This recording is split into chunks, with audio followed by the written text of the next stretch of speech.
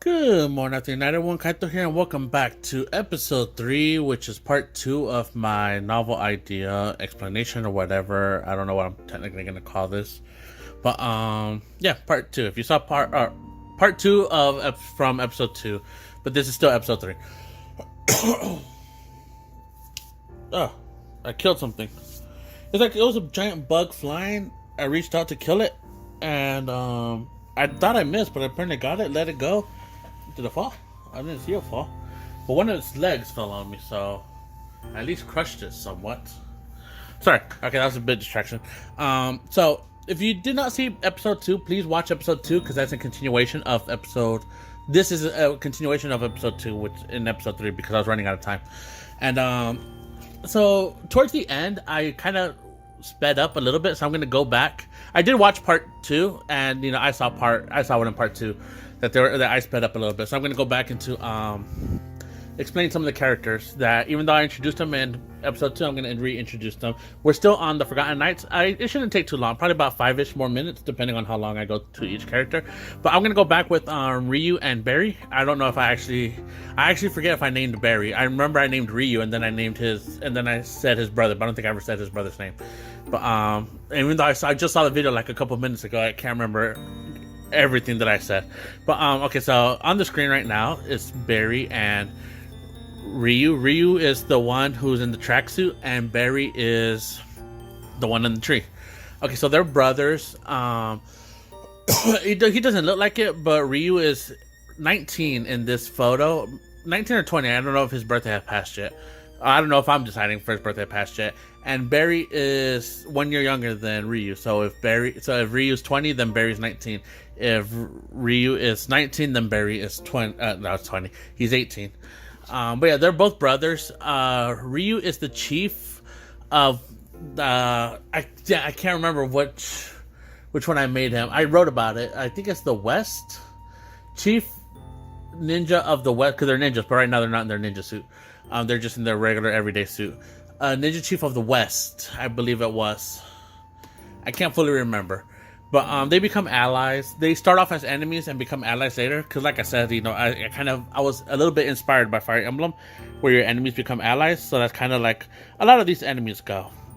Like not all of them, but some of them start off as enemies and become allies. But okay, so then I talked about Letty. And this is her right here with the eye patch. I talked a little bit about her, not too much. So they were allies with the Kagano Kingdom, which is where Barry and I was gonna say Alan, because I'm thinking about the Flash Barry Allen, but no. It's where Ryu and Barry, that's their kingdoms. So they came as reinforcements during the war. But Letty was betrayed by her people, and she got shot in the eye by an arrow. And I remember talking about this, but I didn't go too much explanation because, like I said, like the Forgotten Knights is kind of inspired by Dynasty Warriors and Fire Emblem, kind of both of them. So Letty is one of the ones who was inspired by Dynasty Warriors with the eye patch. So what happened was she got shot in the eye with an arrow. It wasn't like a hard shot, right? It's like, cause like if it was, if they meant to kill her, like the person who shot her didn't mean to kill her, just meant to wound her, which is why he didn't like draw the string back all that much. He just did enough so her eye will get hit. And she took the eye patch out with her eye, or not the eye patch out. She took the arrow out of her eye with her whole eye connected to it, and she ate it. So for people who have never played Dynasty Warriors, that's a reference to Xiahou Dun, which was one of my first favorite characters when I played Dynasty Warriors 3. He was my first favorite character, and he always had an eye patch. And the story behind that is that when he got shot in the eye with an arrow during one of the battles, he took the arrow out and ate it. Why did he eat it? I do not know. But basically Letty does the same thing. She takes the arrow out and she eats her eyeball. And yeah, so she was inspired by that Xiahou. She's inspired by Xiahou Dun, but that does not mean she is Xiahou Dun. I'm just the inspiration of that scene of eating her eyeball. But so you can see she has a bow and arrow. Magic does exist in this universe. I said it before. So the reason she's still an archer, even though she's missing an eye, depth perception, you'll think you'll think like, oh man, like she's missing an eye, so wouldn't her depth perception be bad? Wouldn't she be missing? She uses magic to compensate for her missing eye, and I'm not gonna go too much into it. You're gonna have to watch it to kind of understand how. And if you hear me stopping or hear any noise in the background, I'm fiddling around with some games and movies that I got. I'm taking the prices off of them. So if you hear me if you just hear stuff in the background moving around, that's what it is. It's just me fiddling around with the games while I'm talking. Okay, so then we talked about going back to still the Kagano Kingdom. Naomi, which is here, she's in her ninja getup.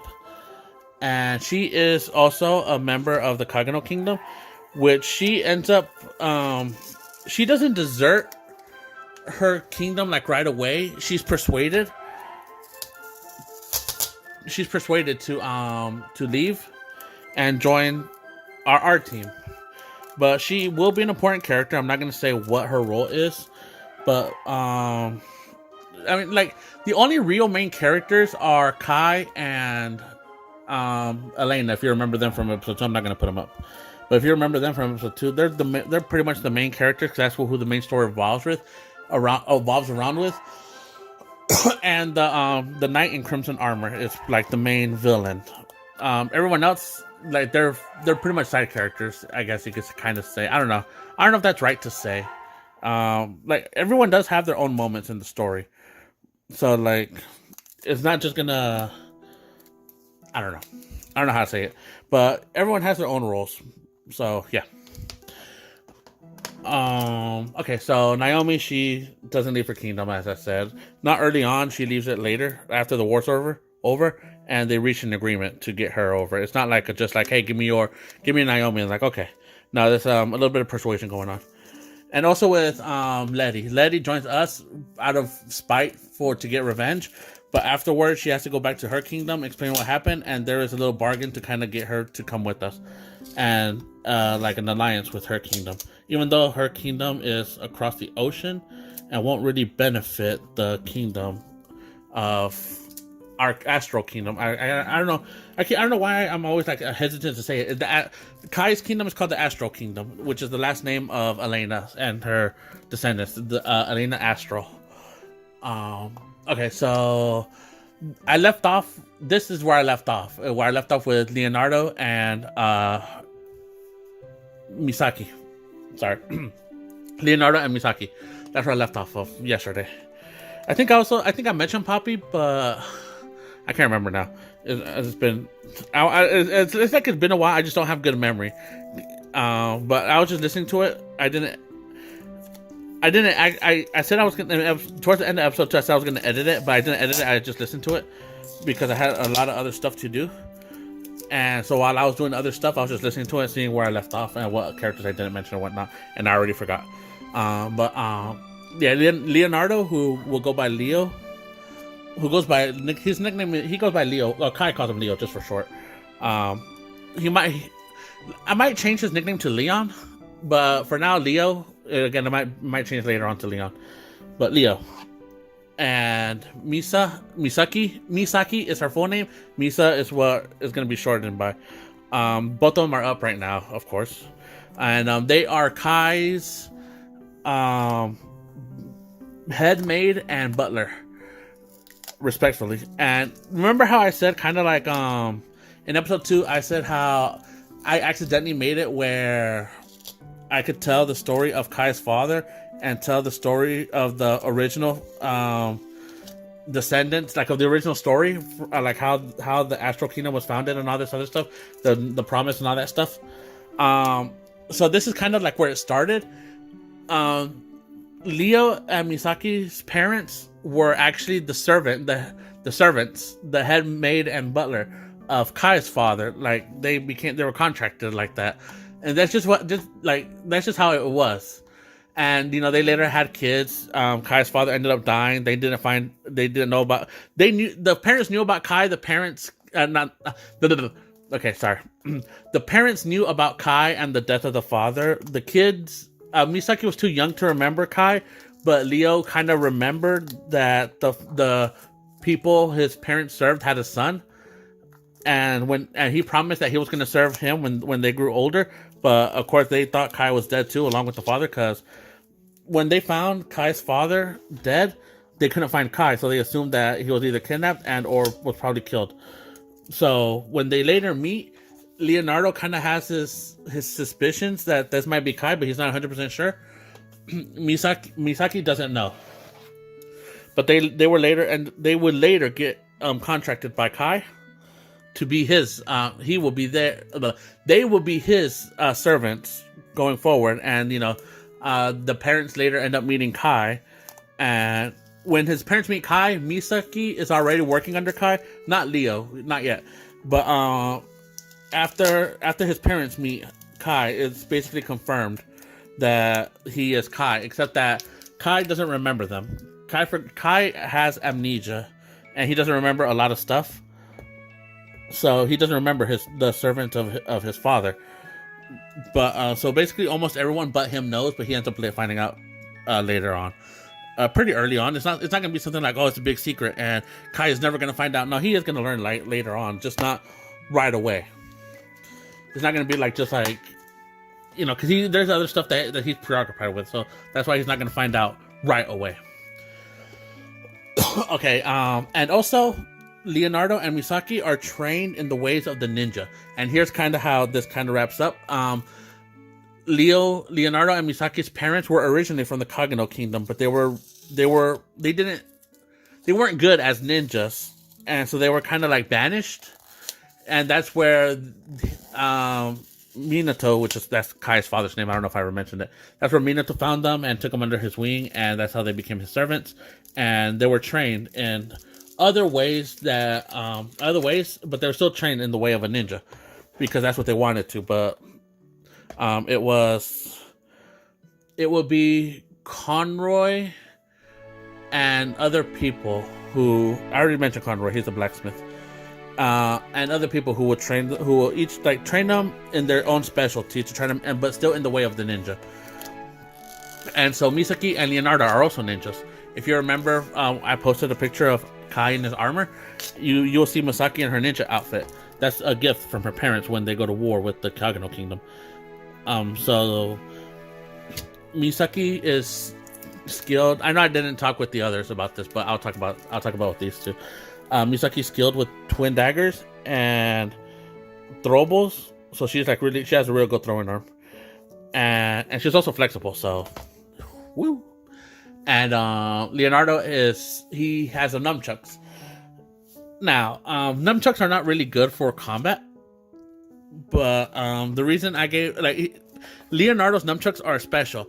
They have a hidden blade inside of them, so when he spins them at a certain velocity, the hidden knives will come out, and they can cut.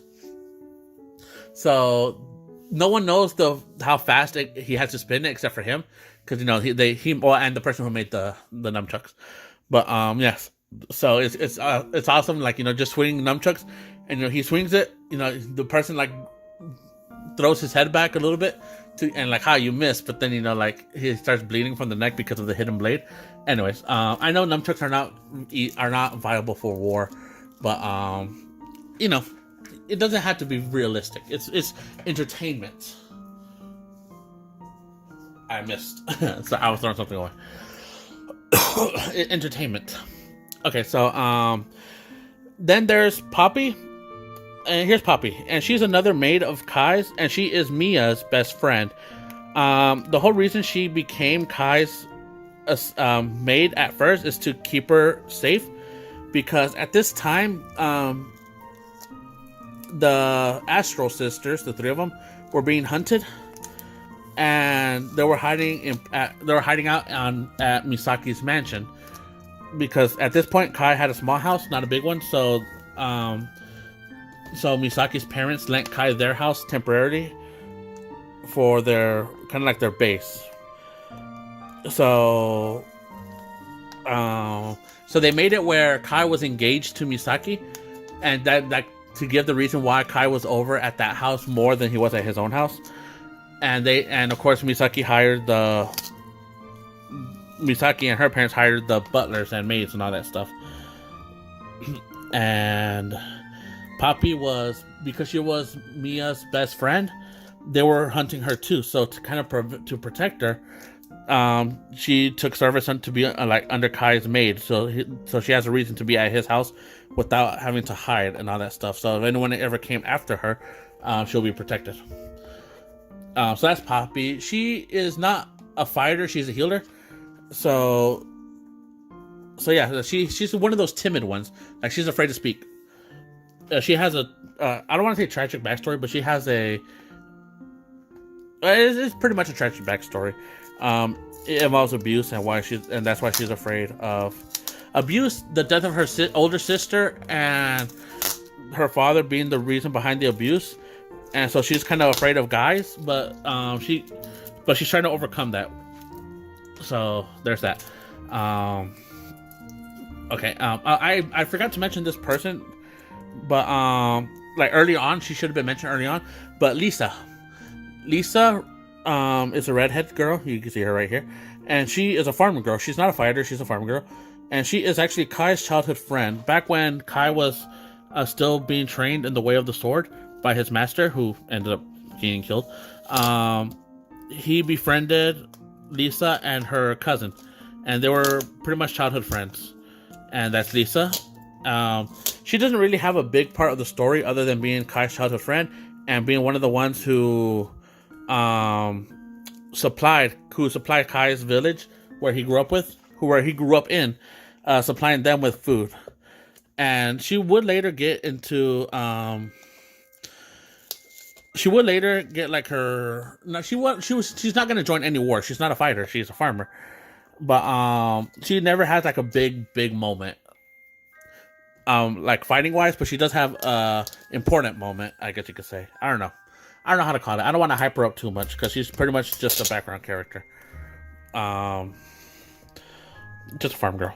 She's like Cowgirl in Goblin Slayer. If you watch Goblin Slayer, Cowgirl doesn't really fight. She's just a farm girl, and like someone who is important to the main character. So that's pretty much what she is. Yeah.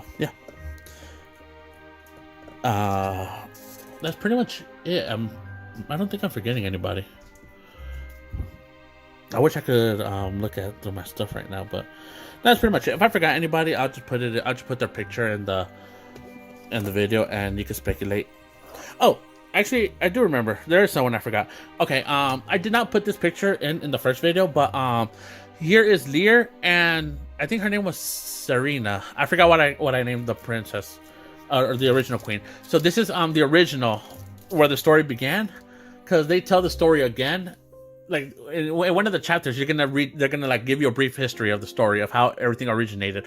So this is Lear and the original queen from all those not thousands, but hundreds and hundreds of years ago, where it originated. The 20 knights, so wearing their eternal loyalty to the queen. This is them. This is the queen and her right-hand knight. Now, look, if you notice, they look similar to Kai and Elena, that's the purpose of them. That's the purpose. Like, they were supposed to look like they're like the reincarnations of the original Kai or Lear and Serena. Elena and Kai are like the reincarnations of them. But yeah, so and you can see right here, that's Lear, has different scars. I'm gonna put Kai's picture back up here. Actually, here's a picture of my MC or my avatar and Kai without a shirt on at a gym working out, and so you can see Kai's scars, and the scars are in the front, but you can see the main thing that you notice that Kai has that Lear doesn't is the burn mark over his left shoulder. That burn mark, if you looked at it from Kai's back, it extends to like about 50% of his back. So that's something Kai has that Lear doesn't. But that's how you mostly tell them apart, who's who. But anyways, okay, so abandoning that story, I'm pretty sure I'm done with the Forgotten Knights. Like I said, the Forgotten Knights is the one I've been working on the most. So there's a lot of information. I like how I said I could probably finish it in like about 5-7 minutes. I forgot how much I said, and it's already been 20 minutes or about 20 minutes. But okay, so the second novel idea that I had. Unironically enough, this was created around the same time the Forgotten Knights was created, except that I was more interested in the Forgotten Knights than this one, so that's why the Forgotten Knights has more content than this one, despite it being created around the same time. The Protectors, the Protectors is the temporary name, like I said, and it involves Yuji, and I'm gonna put his picture up right here. All right, so that's Yuji. I'm put all the pictures of Yuji that I have up here. Now, unlike the Forgotten Knights, I don't have any other characters in his story except for Yuji. I have some concept art of two of the main girl characters, female characters, but they're still concepts and not 100% official. Okay, so the story for this one is that his name's Yuji. He is okay. So Yuji is. He has sharp red eyes, black hair with red highlights in his hair. I don't know if it shows good in the art, but yeah, red highlights. Okay, so everyone thinks the red highlights are like extenders or whatever, or like dyed. They're real. His dad had black hair and his mom had red hair, and he was born. He had red highlights in his hair, and his red eyes come from his father who had red eyes, and they're also natural. So and with his sharp eyes, Yuji always looked like a delinquent. If I ever call him Kai, I'm sorry, I meant to say Yuji because I sometimes get them mixed up. But so Yuji just always looked like a delinquent, and he had trouble making friends. But Yuji had a family friend, a childhood friend. But anyways, so the novel starts off with them waking up in the middle of the night and like in a rush. Like, they're like, hey, we gotta go and all this other stuff. So Yuji's confused. He doesn't know what's going on. But his parents tell him that they're gonna go on a trip. But he could feel something's wrong, but he doesn't say anything. He's just a kid. I think he was 5 years old. I can't remember, 5 or 8. And so they get in the car, they pack stuff, and then they leave. And while they're crossing a bridge, it blows up with Yuji being the only survivor. And Yuji has like a constant dream of that moment because that's like a trauma for him. And in that dream, he always has the same dream. There's a girl barefoot walking up to him because he's like laying at the edge of the bridge. Half from his waist up is on the bridge. His waist down is like dangling from the edge of the bridge. Like he's like barely hanging on, not to life, but to the bridge. Minimal wounds. He wasn't badly damaged. So there's a girl barefoot, and she looks young, and she walks up to him, points a gun at him, and shoots him, and that's where he always wakes up. And like, so he doesn't know if that's a memory or if that's just part of the dream.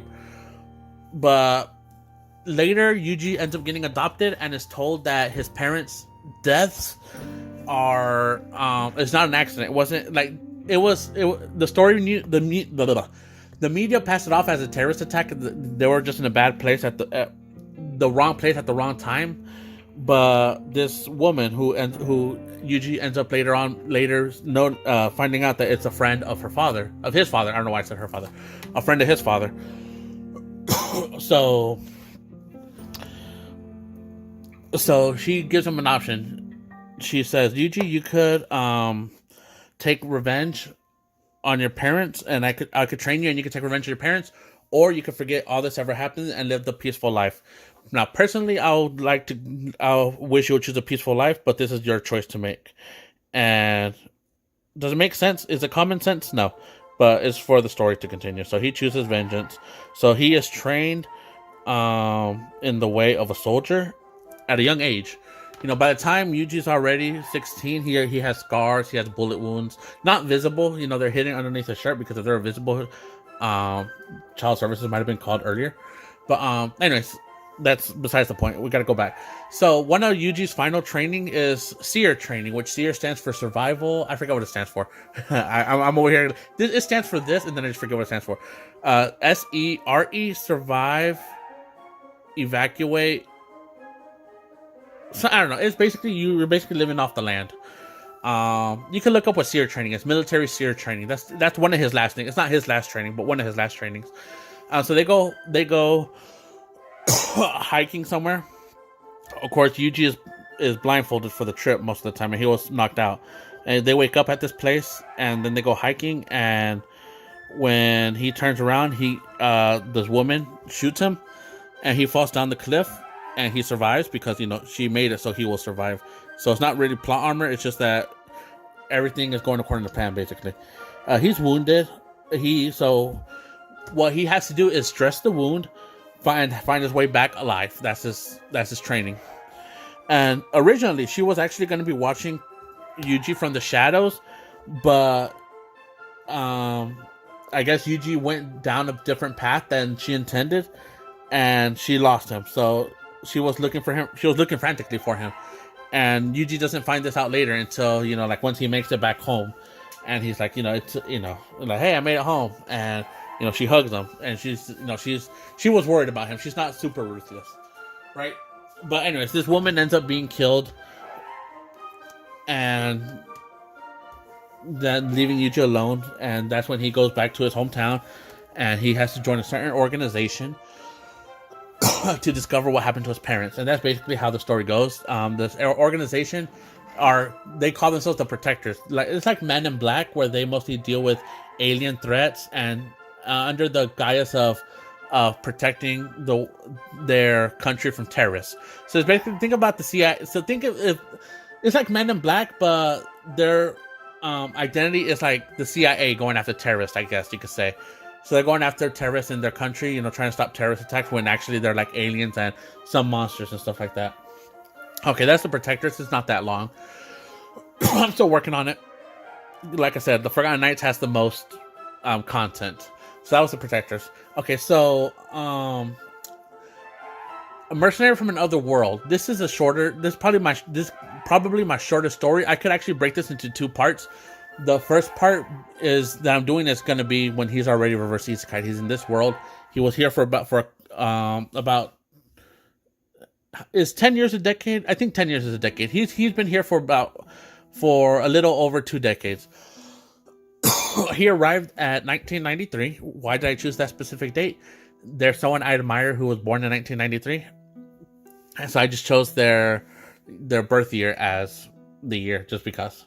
Actually also because Power Rangers aired on 1993, and that's also another reason. I love Mighty Morphin Power Rangers, and that's when it aired in the United States in 1993.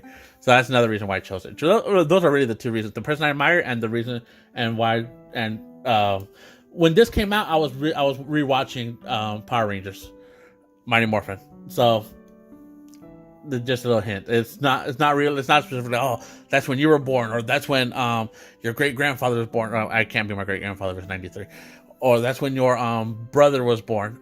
It was when someone was born, someone I admire, and it also was it's also because I was watching Power Rangers. But originally, and here's a picture of him. His name is Saito. And if you notice, my name is Kaito, and Saito, because Saito was originally going to be my character, my avatar. So in a different universe, his avatar will be right here on the corner or not in the corner, but he will be sitting in this chair, and it'll be my avatar for everything. But he ended up becoming a novel. But the reason how he became a novel is because he was originally going to be, like I said, my character, and he was going to be the main character of the Hololive fanfic that I'm working on. So it was going to be like me interacting with Hololive. But when I made his backstory, I ended up loving it, and he got his own character. But basically, his art, the reason why his novel is short, at least the first one, is because it's more like kind of Yuji's same story where he's fighting monsters, but this time he becomes a mercenary in this world, saving other reverse isekai creatures and kind of making a team and killing the bad ones. So, like, remember the shadow people I talked about in episode 2 of the Hololive fanfic? So those shadow peoples are actually a part of my original story from Saito's novel, the shadow people. So you're going to see the shadow people have their own arc in my actual novel. If you read the Hololive fanfic, you'll be like, oh, that's the end of it. No, they're going to have their own arc in my book. They're going to have like the same origin and everything, except that he's not gonna be teaming up with Hololive, so sadly. But yeah, it's a short one. He's kind of like Kai. He's also going for revenge. He's after the person who sent him to this world. But this other one will also be shorter but longer than the other one. Is his backstory in his original world, because he comes from like a video game world. He has cards and he has skills and all this other stuff. And also you can see he uses guns. Okay, so the other one that I have is Um, it's called ARMS. ARMS. It stands for something. Automated or automated or no, armed robotic mobile suits. They're basically Gundams, and this one actually got a huge revamp. I can't go into it too much, but basically, originally it was just gonna be them on a planet with big monsters, kaiju-like monsters. Think of Pacific Rim.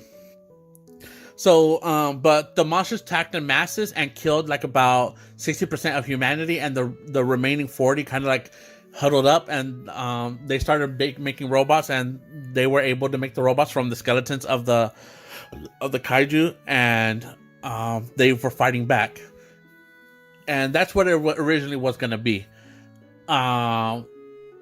Then I started reading a light novel about space adventures, and I decided to make it a space adventure. It still has giant robots. So basically it's more like Destiny, Helldivers, and Gundams put together. And any other space themes you could think of. So Star Wars, I guess you could throw that in there. Star Trek, we could throw that in there too, I guess. So they start off as the planet and all this other stuff. Their planet gets overrun, so then they have to go to space. And that's when, his name is Alan. Alan then he gets his own crew, and they start traveling the world. And the main purpose of this one is to get back to Earth. And there's a lot of content. So if you played Helldivers, if you played Destiny, that's basically what their stuff they're gonna do. They're gonna be traveling between worlds, trying to and group up, and they're gonna like arm this whole Armageddon, or a whole army, a big space army, to try to take back Earth, the original planet they lost where their ancestors are from. Not too much to explain because, like I said, it got a huge revamp. But I already got some stuff, I already got some spaceships that they have, the crew members, some of the Gundams are still a thing, like I said, or the mobile suits. I call them Gundams just because for people who doesn't know what I'm talking about. Okay, like, oh, Gundams, okay, yeah. So the Gundams are still a thing, and also they're gonna have like dinosaur-esque mobile suits, and those are for a planet that has not been conquered or explored yet. The dinosaur mobile suits are used for to scanning. The reason why they're dinosaurs is to kind of make them look more animalistic. But also because I just love dinosaurs, and also I was looking up Zoids, and I was just remembering the stuff. So that's pretty much it. All right, but last but not least is Haruto and the fall of a hero. I think I called it the fallen hero or the fall of a hero, but basically, it's a vigilante kind of story. So it's a it's an isekai. So Haru, he has a girlfriend, he has friends. His life is not perfect, but it's not bad either. I gotta end it right here. Okay, so I'm gonna take a small break here, guys. Thank you for watching, and I'll see you guys in the next video. Peace, love, and bye-bye. Alright, hello guys, I'm back. Sorry I had to cut it short. It's because I was reaching the time limit on my phone. For some reason, my phone stops at 33 or 34 minutes, and it just starts another recording. So I just do it because I don't know when it happens. It cuts off about 5 seconds for it to do everything again. So I just cut it short. But that's why I just did that abrupt cut. But I'm back. I'm gonna put these two together. Okay, so last but not least is Haru, and so he has a girlfriend. He has friends, and yeah, he doesn't have the perfect life. He has his bullies. He has his moments, but he everything's all right. Nothing bad, nothing good. So what happens is that the whole school gets isekai'd into another world with demons, overruled by demons, and it's basically kind of like a Rufereta, Commonplace to World's Strongest, where but in that one was the whole class that got isekai'd, but this one's the whole school. So then there's a demon that starts talking to all the students, and basically the whole reason they got isekai'd, they blame it on Haruto. And he basically gets betrayed by his girlfriend. He gets betrayed by his friends, and he is and then they beat him up because they blame it. They believe this demon without evidence. They're just hey, yeah, this person did it. Oh, let's beat him up then. I thought I loved you, but I didn't. You did this to us, and blah blah blah blah, and all this other stuff, right? So it's like a quick betrayal, and he is thrown out of the school to die because this like I said, demons overruled this place, but also wild monsters. And at least the place they're at. There are people who live in this world, but they're like very scarce and in a different part of the world. So like if you're looking at a map, so think about the United States. All right, the United States of America. Think of the whole United States and Canada. Canada is where the demons reside. The United States is where there's just a big forest full of monsters and demons when they come out to like patrol. And Mexico would be basically where we're cutting out the other parts that like Chile, all that other stuff that's down past Mexico. Like we don't include that, but like Mexico would be like where the people are living. So that's kind of like if you're looking at a map, and that's how it's kind of separated. And they were teleported like around in the middle, mid-west, east, about mid-east of the United States. That's where they were teleported with. So they don't know that people exist in this world yet. But anyway, so they throw Haruto out to die, and he pretty much gets eaten by the animals. He loses his arm, his half of his waist is gone. And a bird comes and it picks him up by the head, digging one of its claws in his left eye. And you can see Haru right there. You can see his left eye is hidden. But he ends up being dropped, and he ends up living. He falls like when he's dropped, he falls in a hole. Because I can't say yet. It's plot armor basically. He falls in a hole and lands in a lake, a dark lake. It's like when he looks at it, it's pretty much just black in color, like goo. But then he sees like skeletons and like corpses like are laying around. So what he ends up deducing that the lake is contaminated with blood. But he feels safe like in this water. The water is something. I'll talk about it later. But then he sees something glowing, and he looks up and he sees like what he would describe as a holy sword, and it's like calling to him. So he walks up to the holy sword, and this is all in the prologue. This is why I'm explaining everything. That's why I'm not. Well, everything that I'm mentioning right now is mentioned in the prologue. So yeah. So he crawls over to it, grabs the sword, and an entity comes out like a ghost figure. And it's of a young girl with angel wings. And she welcomes the hero, that she knew that he will be drawn to this place. And it's his destiny to draw the sword and to slay the Demon King. At least that was the original plan. But he has malice in his heart now. So he is denied of the Holy Sword. And the Holy Sword even tells him that even though his body is bruised and battered, now that he's found the Holy Sword, she can restore him to his original state. And then that's when she says, unfortunately, that's a no-go now. You got malice in your heart. This isn't what she says, but this is basically summarizing it. You got malice in your heart, I can't help you, my guy. So you're fucked. Is basically what she tells him. And that's where he snapped. His girlfriend betrayed him. His friends, who, they were like through thick and thin, they betrayed him over lies. This had nothing to do with him. He wasn't the one who called them over. It was the Demon King who called them over. But when the Demon King called them over, he found out that this hero was actually going to be a problem, because he meant to originally summon the hero. But with his whole class summoned, he deduced that the hero was going to actually rally the whole class together, make a big army, and actually fight him. So that's why he sent one of his demons to go and to make them betray the hero. And it worked. So now there's a rift between all the students, because not everyone betrayed Haru. Some people are trying to defend him, but you always remember the bad over the good. Like when someone calls you a name, like if someone says, hey, you're like if a girl says, hey, you're ugly, but this other girl says, I think you're kind of cute. You might remember the kind of cute every now and then, but you'll always remember the ugly more than the kind of cute. I guess if that makes sense. I don't know. But so he remembers the negative more than the positive. So he doesn't he kind of blocks out the parts where the people helped him. Some people try to help him. None of them being his friends, by the way. All his friends betrayed him. These were just people who he was associated with, but not people who he was friends with.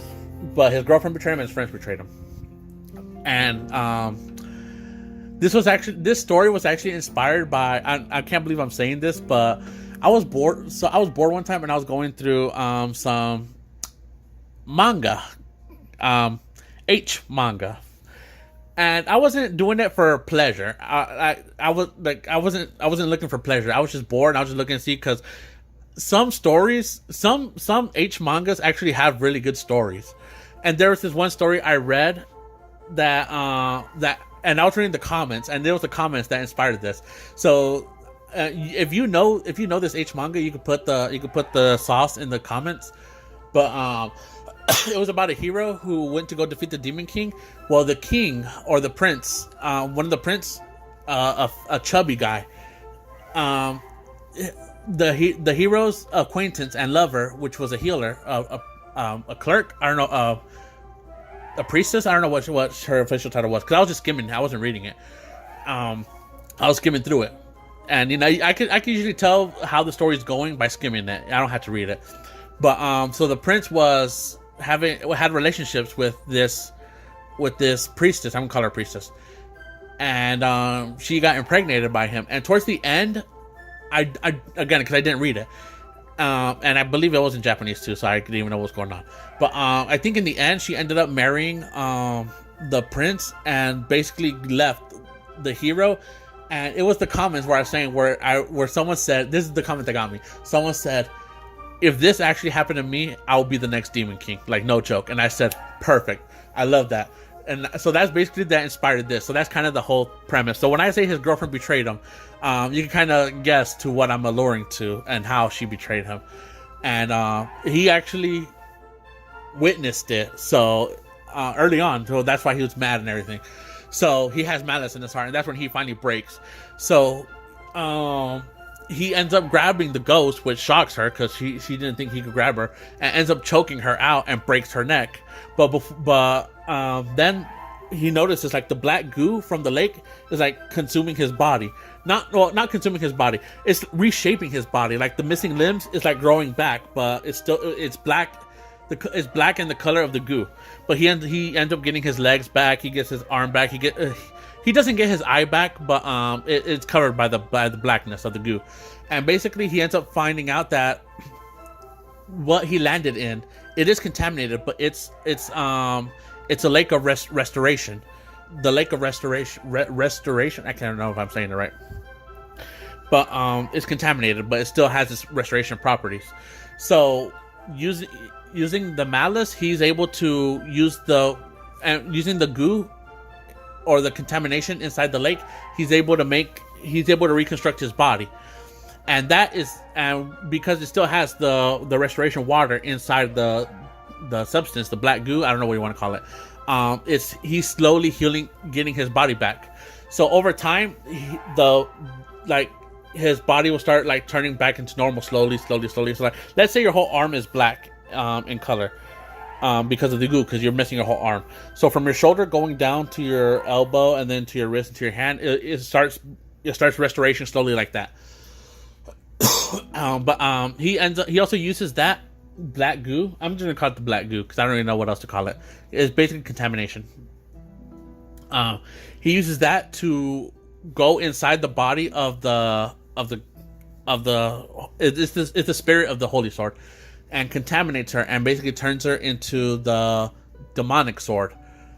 But it still looks like a heroic sword. So it's interesting that he is. You can see. I mean, I probably took it down by now, but you can see. If you go back, you can see how Alan looks like he has armor that makes him look like a demon king, but he's still holding and carrying a heroic sword. Of course, that's its sheath version. So when he actually uses his power, the Holy Sword will transform into a demonic-looking sword. And the goat skull mask, he actually uses that to hide his identity, because he ends up fighting his classmates and he wants to kill certain people. Haru ends up becoming a Demon Lord candidate.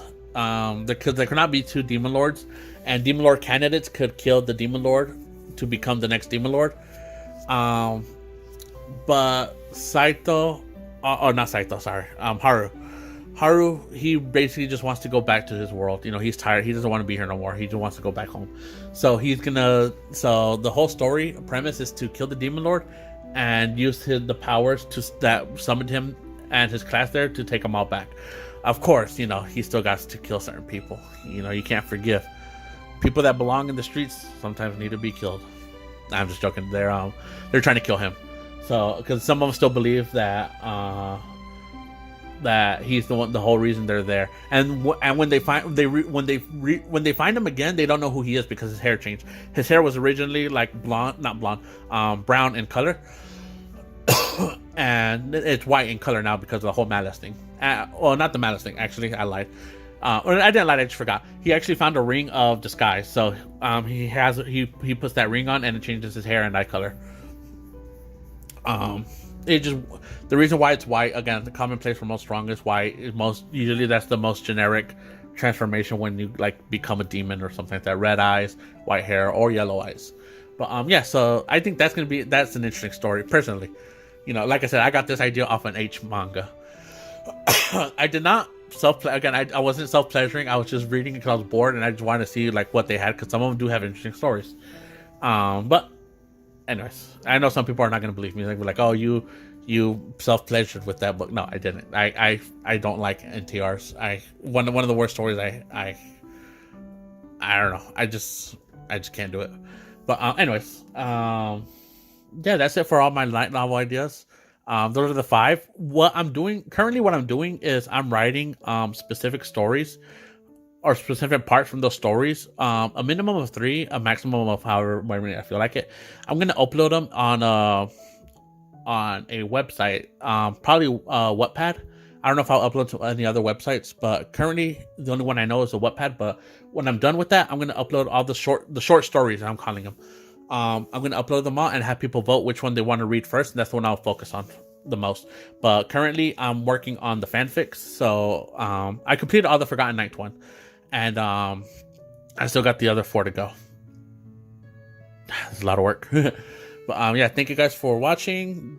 Tell me, and just from hearing me talk about this, tell me yourself which story interests you just from listening to me talk.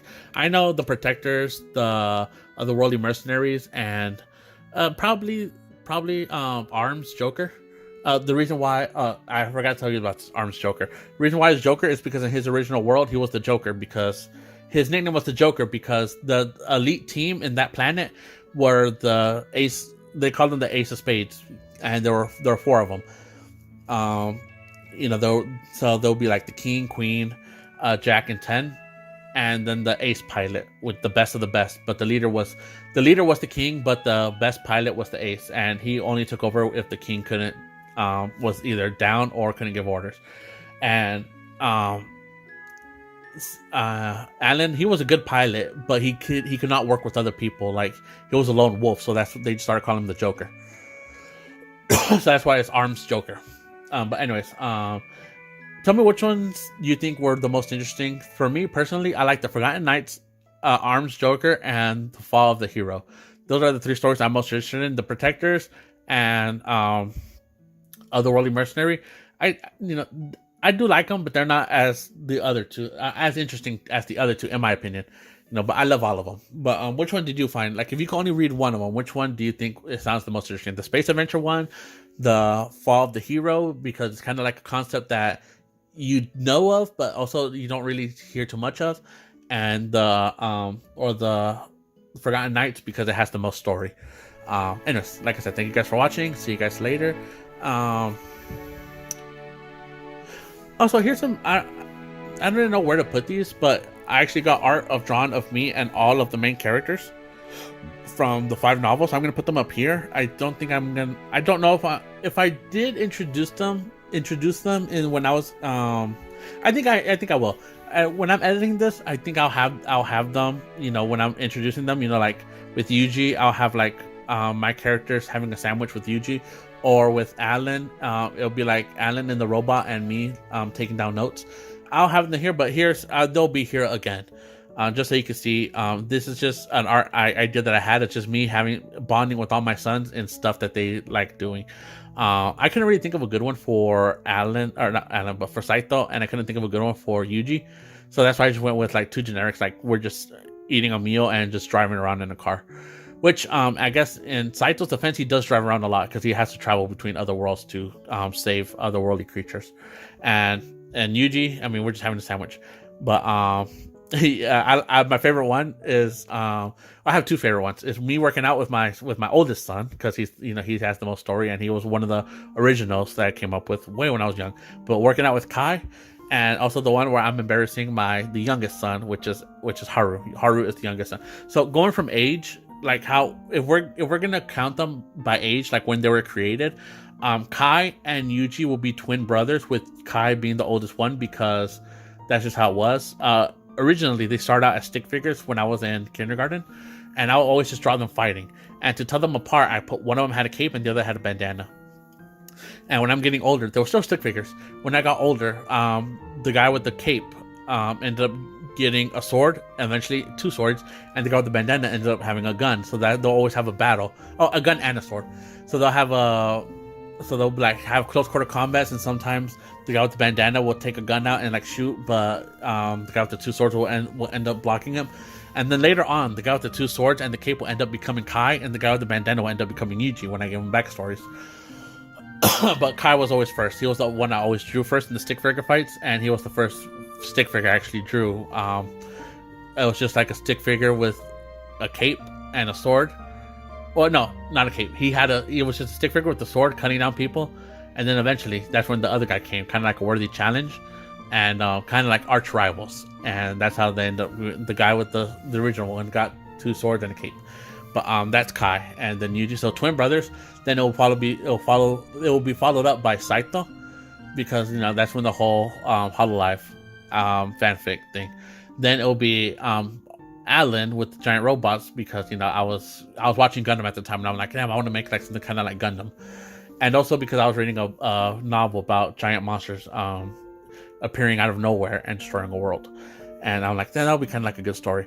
And then it will be last but not least Haru, he's the newer stories one. So yeah, my oldest son Kai and my youngest son being Haru. So those are my two favorite ones. Like I said, me working out with my oldest son, like yeah, and then me just embarrassing the crap out of my youngest son by like wearing his own clothes. Like, oh my god, Dad, really? But anyways, they're there. You can see. Well, which one do you like? Hopefully you like at least one of them. But anyways, I've been going on too long. So peace, love, bye. I love you, and I can't wait for episode 4. Episode 4 is gonna be why I stopped streaming. So, but yeah, goodbye.